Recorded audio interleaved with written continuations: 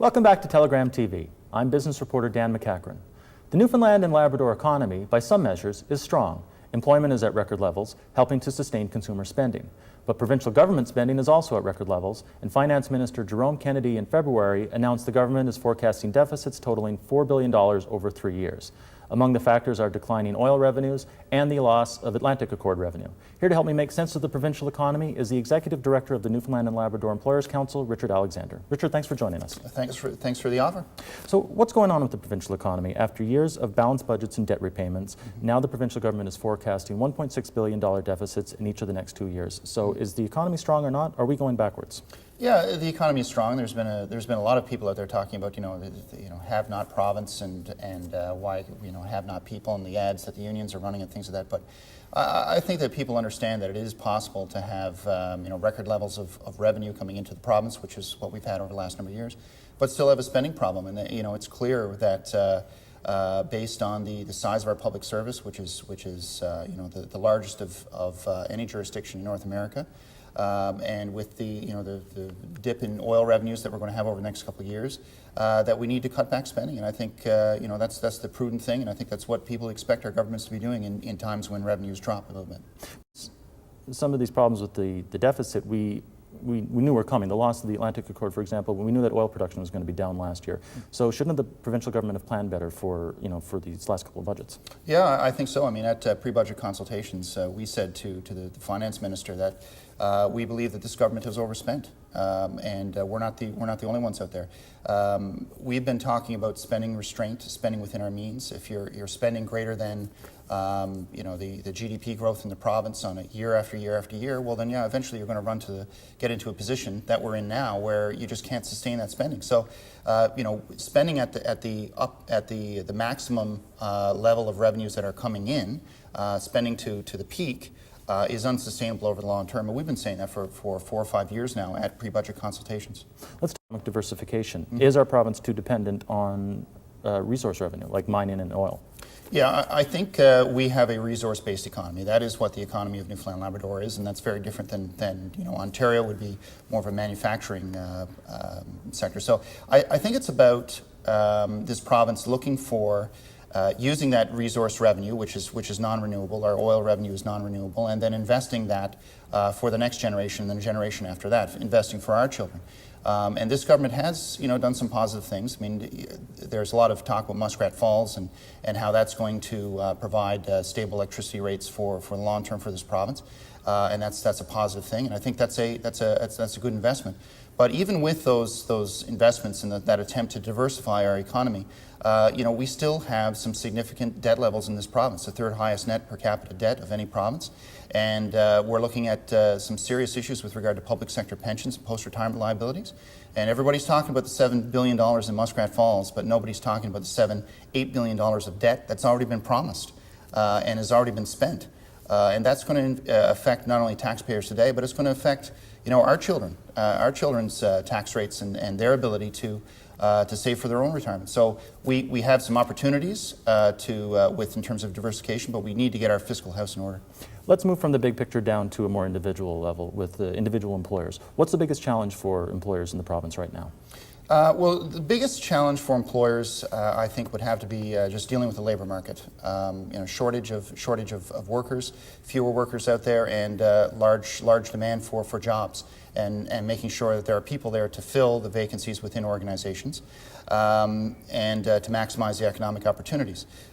Along with that labor shortage are things like wage inflation. So we now in the province have the second highest average weekly earnings of any province in Canada.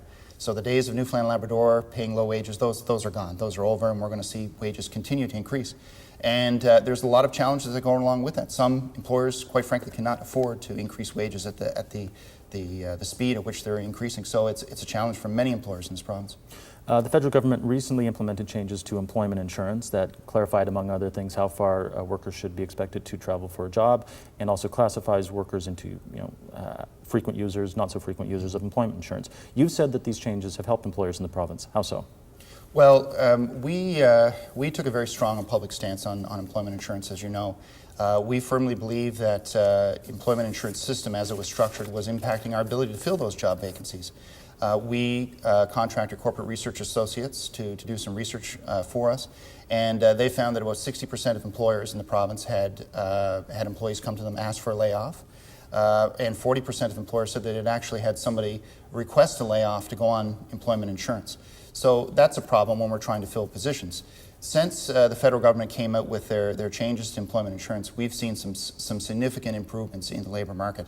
One employer in the St. John's area that runs a large fast food establishment has seen that the number of applications that they're having to their vacancies within their organization has tripled since the changes to the EI, and that's a benefit for the economy, it's a benefit for employers, and a benefit for people on EI to get those opportunities. Yeah, but don't some of these changes unfairly target seasonal workers, like say fishermen or people in the tourist industry? We have a lot of those workers in the province. Yeah, the spin in the media and the conversation publicly has been about what employment insurance is going to do to rural areas of the province.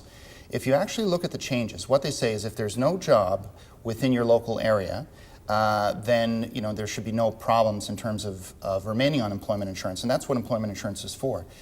Where the biggest impact will be as a result of result of the EI changes is in urban areas. So if you're on employment insurance and you're in St. John's or living in the Northwest Avalon, where there's lots of opportunities, lots of job opportunities, yeah, you're going to have trouble staying on employment insurance, and we think that's the best place for somebody to be is working, and our EI system was in desperate need of reform.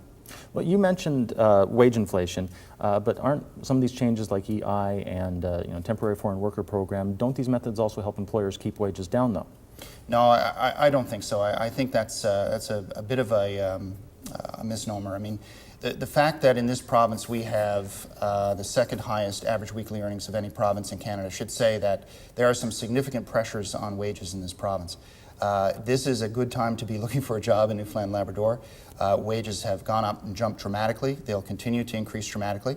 And anything that happens around temporary foreign workers or the employment insurance changes is only going to help employers fill vacancies within their own organizations. And because as a province, if we're unable to fill those vacancies, that means that work or that productivity goes to some other jurisdiction that's able to fill those things. So it's about being competitive and getting the most from the current economic environment that we have in this province. You recently called for changes to the provincial workers' compensation legislation. Mm-hmm. Why? Workers' compensation is one of those things that if Newfoundland Labrador turns the mirror on itself and looks at where we do well and where we do very poorly, workers' compensation is really a black eye on this province. Currently, the workers' compensation system has been the most expensive of any insurance system, workers' comp insurance system in Canada for 20 years.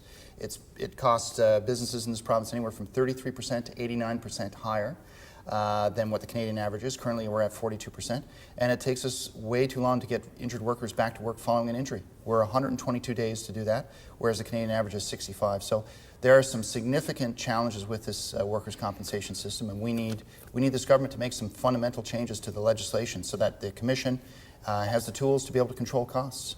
It's about out of time, so thanks very much for being here. My pleasure. Thank you.